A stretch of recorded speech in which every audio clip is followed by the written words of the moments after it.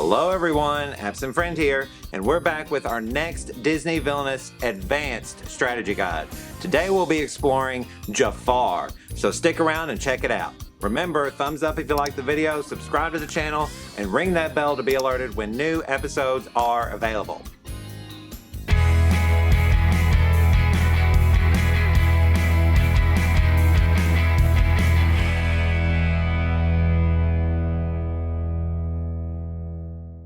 And here we are at the game table with Jafar. All right, so this is the original, the only Jafar. He has not been remade or redone or simplified. He is still the OG Jafar. Okay, so advanced strategies with him. Well, a lot of what I said, if you watched my Captain Hook video, it applies here too. With Jafar though, you don't need a lot of prep. With Captain Hook, you needed allies. You needed all those allies to set up to take out Peter Pan when he gets to his location and the items and stuff. With Jafar, you really don't need all that setup because the allies are pretty useless in this game, or in Jafar's game, I should say. All right, so cycle the deck. You have your discard here, but unfortunately, your other discard is locked away, which puts him in a huge disadvantage. So stay here at the Streets of Agrabah and discard.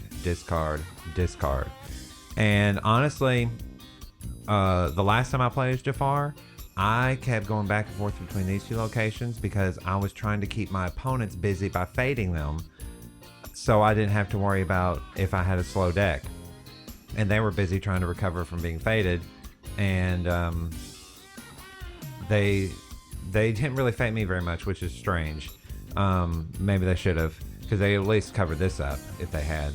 So anyway, but even if they had, I have a way around that. Okay, so let me show you how to best play Jafar. Some really advanced strategies and a very unique way of playing Jafar that I don't know if anybody ever thought was meant to be played as. Okay, so first things first, get that big, huge power boost here at the beginning, unless you start last. If you're first, go in and get that big 3 power boost. And but then again, maybe you need to go here and just start. If you have a bad hand, go in and get it discarded. If you have a decent hand, and if you want to play any allies, play these guys and give them, where is it? There. Give them a scimitar. Okay? Alright, so. And you can play them anywhere, it doesn't matter. Because we're not using them to take out allies. We're not using them to take out heroes. We're using them as necessary sacrifice. I can't do the Jafar impression, but there you go. So you can discard any ally or item under your control and gain 3 power. So discard this free scimitar and gain 3 power. And he can do that. Let's see, he's got 1. He's got plenty of allies and items to do this. 2, 3. He can do it 3 times. And I believe, yes, he has a condition that can be easily played, especially depending on if you're playing Queen of Hearts or Captain Hook or any other villain that uses a lot of allies. This is very good because if they have 3 or more in their realm, you play manipulation and you get to choose any card from your discard pile and put it into your hand. Get these back into your hand and do them again and just gain power this way. And like I said, just go back and forth between these spaces to keep your opponents busy with their fates. Okay? And just slow them down because you're going to be on the slow bend anyway. With only having 1 discard action, you're going to be slow. Unless you got really lucky and got that beetle right away. Okay? So let's say we finally found the beetle. Where is it? Or the scarab, not the beetle. And you play it and you unlock the place. And now let's get down to business. So now, of course, we're waiting for the magic lamp. Hopefully, this won't come out first, and you have to search and keep this in your hand the whole time. That's a very tough choice to make because there's no way to get items back from your discard pile unless you do that condition. So Anyway, you could always scry for it, but again, you'll miss all of these because you'll discard them in the process. So be careful playing scrying unless you're really, really desperate. Maybe it's a good idea to just go ahead and get these items out now, even if they're at the bottom, and then reshuffle and then try to do that again. So that might be the better idea, but it just depends. All right, so we got the magic lamp out, and now let's get the genie out. Okay, and let's talk about what to do with them. Maybe got my card next up. All right, so first things first is when you go here, of course, move the lamp away from the genie so he does not have that +2 strength from the magic lamp. All right, and then of course hypnotize him with all that power you gain from all these necessary sacrifices. Oh wait, I forgot about Gazine. Where's Gazine? Whoops. Where's Gazine? He's a good ally to sacrifice, just like in the movie. There he is. Okay, so he can get an item from your discard pile and put it back in your hand. But again, he's only one and done, so use him very wisely. If you end up having to sacrifice, if you end up having to get an item and lose it, for like I said before, if you get the lamp right away and you can't play it at all until it's unlocked in the Cave of Wonders. So, and if the beetle is at the scarab is at the very bottom of the deck, that's going to be tough. Just a moment.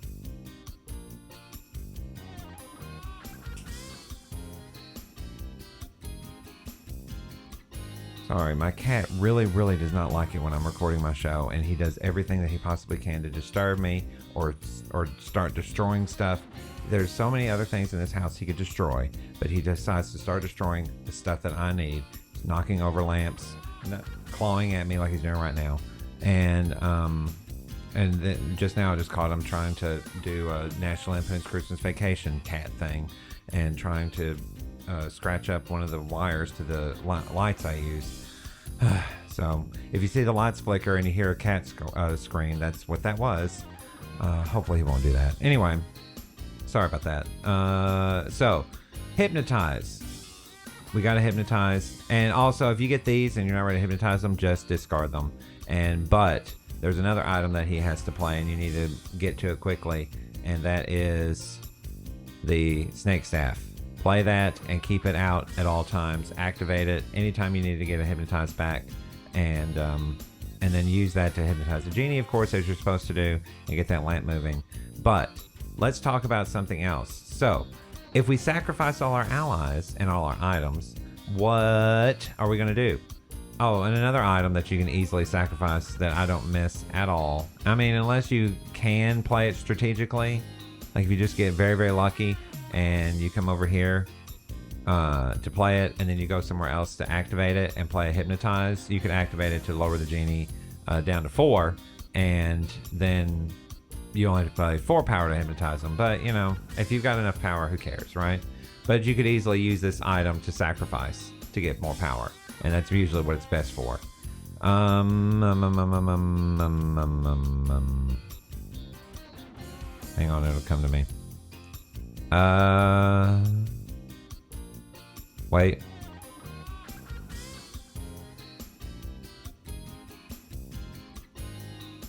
Oh, I was talking about the allies. Sorry about that. Okay, so why do we sacrifice all our allies and our items if we're not going to use them? Why don't we use them to take out heroes? What happens if somebody plays a hero?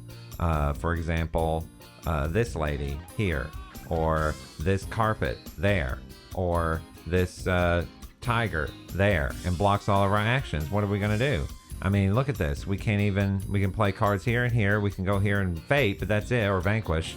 But we're really not going to be vanquishing as Jafar, and I'll show you why.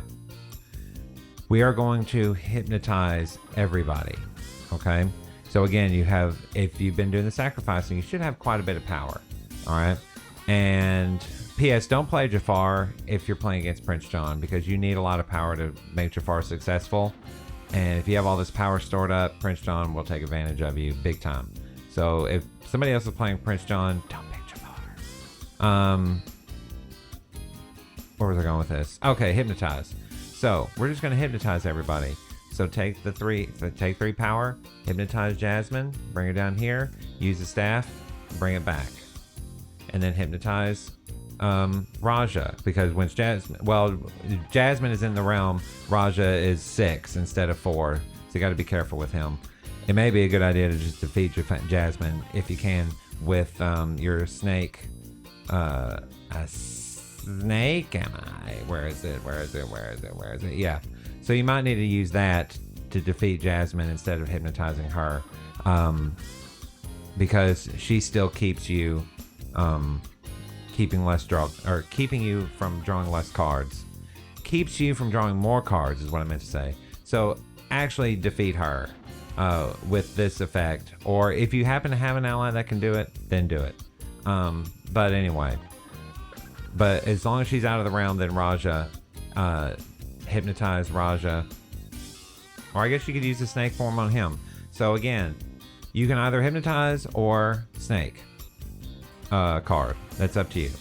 It just depends on what you want to do. So let's say I defeated Raja with the snake form too, but Carpet, I am definitely going to hypnotize. He's only 2, so there you go. Plus you have to do him first anyway, right?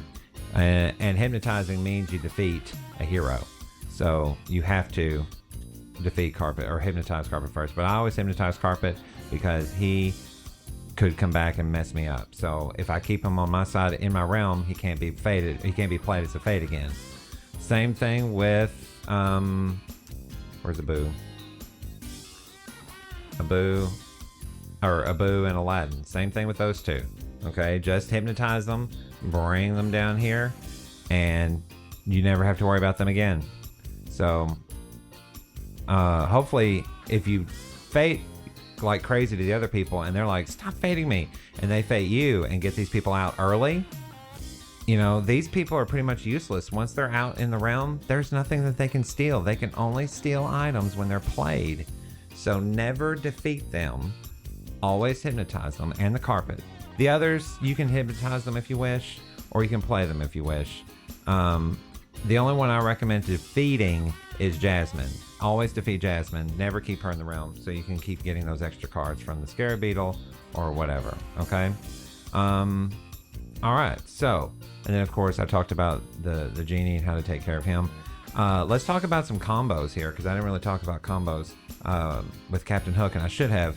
But his is pretty self-explanatory. As long as you have those cannons in the right place, you can move Peter Pan. You can move him twice, and boom, vanquish him. He could be here, and everybody's like, oh, he's way over here. He's not going to be a problem.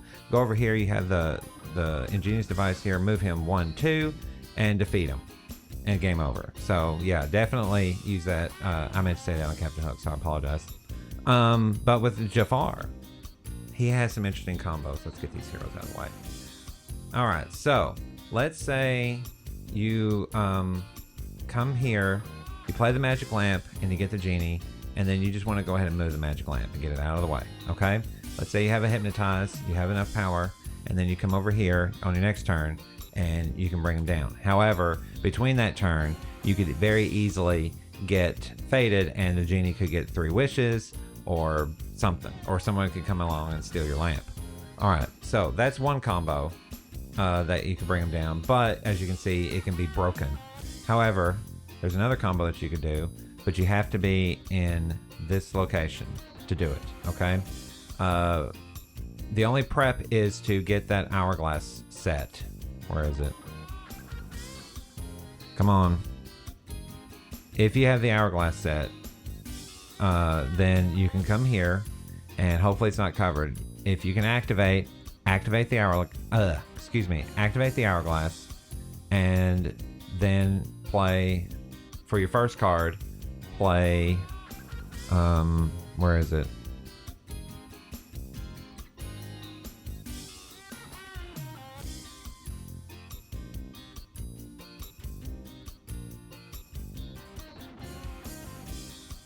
Oh, wait.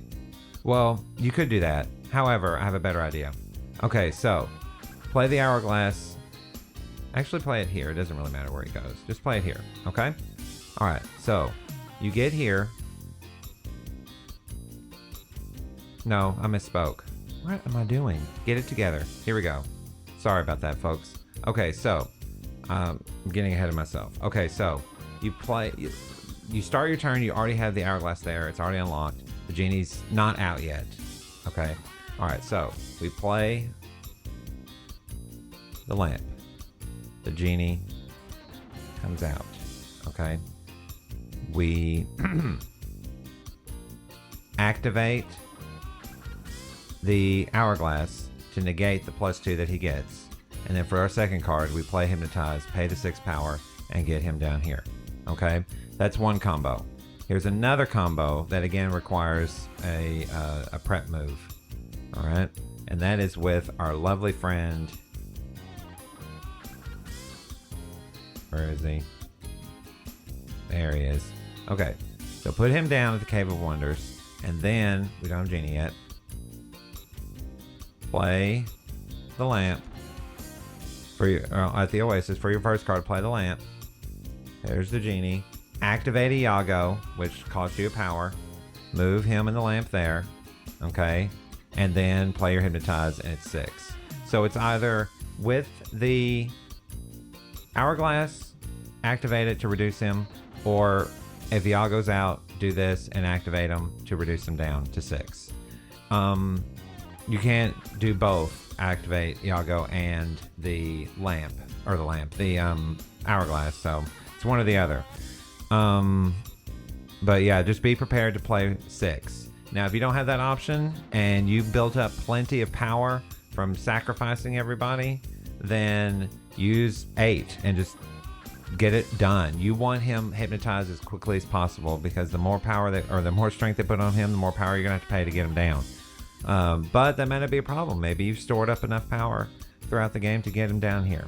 As far as moving the lamp goes, just get here and move it. And that's the only move action that he has. If you can use Iago, use Iago. But more than likely, if the faders are smart and you unfortunately had to get Iago out, he's trying to take down the camera. Just a moment.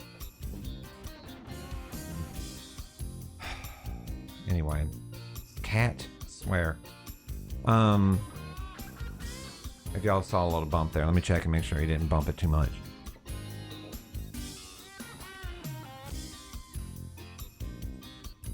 Okay, I think it's all right. Anyway, goodness gracious. All right, so that's Jafar from his point of view. Now let's look at the fader side. I will say this, faders, you are really up a creek.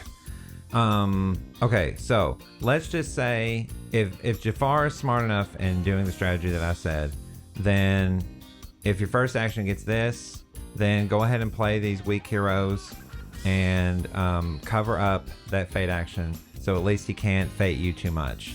Okay, and if you get another one, another hero, well, that one was no. But if you can discard an ally, go ahead and discard an ally. If you get this, make him lose power if you can. But I guess you could put a wish on the Sultan if you want to. But if you have a chance to make him lose power because he needs it. There's another wish and another. See, can't even. I guess I didn't shuffle very well, did I? All right. So there's Jasmine. Of course, get her out. Cover up these activations. Raja. These are the heroes that you need, that you can play immediately. You could even play the Genie if you want. If he comes up, go and play him. He does no harm, and does not speed up Jafar's quest any faster, because he still has to find that lamp. And that will move the Genie over and everything else. So as far as these guys go, oh yeah, you can go ahead and play Carpet if you want. That's fine. But do not, under any circumstance, play these two. I mean, hopefully they don't come up at the same time and you have to play one of them, because you'll never get them back. If Jafar's smart, you will never get them back. So hopefully they never come up as one play. But if you have a choice, do not play these two unless they're going to steal the lamp. If the lamp is out, play them and steal that lamp, because that will keep Jafar busy a little bit. And of course, keeping this Carpet out. And whenever you get that card that lets you get heroes back, where is it? This one, the Narrow Escape. Get Carpet out. If he's in the discard pile, get him. If you did discard these guys, like let's say they came out right away, and you're like, but I want them playing now, then use Narrow Escape to get them back. Okay, keep them in the Fate side. Do not keep them in the Realm unless you're using them to steal the lamp. All right. So as far as fading Jafar goes, it's really pretty simple. That's the only advanced strategy I can think of, is discarding Iago with the ally thing. If he's not out, discard any ally, really, because and the wish on the Genie, or the carpet, or any of the stealing heroes. Okay, maybe Jasmine it for good measure if you're desperate. All right, so that's it. As far as fading Jafar goes, he can be a challenge, especially if he's doing the other thing and fading you and keeping you busy. So keep that fade action covered, so that way it doesn't bother him, because he can't move heroes like Captain Hook can. Once heroes are out, they're out, unless he defeats them or unless he vanquishes them or hypnotizes them. They're going to be in his way. So if he ends up unlocking the Cave of Wonders really fast and able to discard a lot, try to cover that space up to keep him from discarding too much. All right, so that's Jafar in a nutshell. I hope that was helpful. Hopefully I will help you take your game to the next level. Hopefully my cat will leave me alone and I can actually film things and get things out to you guys. But anyway, if you have your own advanced strategies out there that you want to share with me, please leave them in the comments. I love hearing about them. And or if you just want to share a fun story about your most recent Villainous experience, maybe use some of my strategies to help defeat your deadliest foe that plays this with you, or you've been really struggling and then all of a sudden it's like, hey, your strategy really worked. I love hearing stuff like that. So please let me know in the comments. I love hearing your stories, or your strategies. So anyway, this is your absent friend signing off.